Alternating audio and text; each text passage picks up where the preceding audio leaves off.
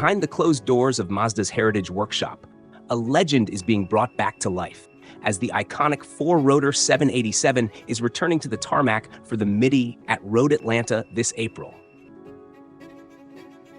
It is set to go head-to-head with its iconic rivals from the golden era of Group C and GTP racing, featuring legends like the dominant Porsche 962, the V12-powered Jaguar XJR, and the fire-breathing prototypes from Nissan and Toyota.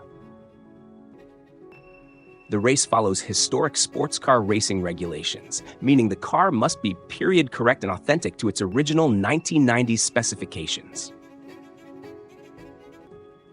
In a new video, Mazda recently tore down one of its 787 race cars for a refresh, and they certainly did not hide the details that made its engine extra special.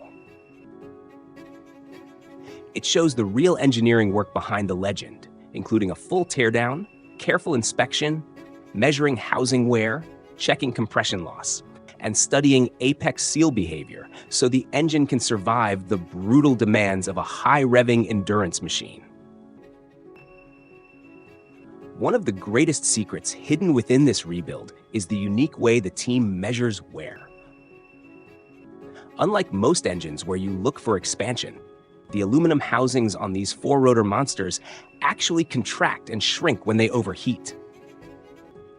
This contraction is what leads to compression leakage, and the team is finding that even after decades, these parts are still holding tolerances within 1/1000th of an inch. To keep the engine screaming at 9,000 RPM without failure, Mazda utilized ceramic apex seals backed by incredibly thick, high-tension springs.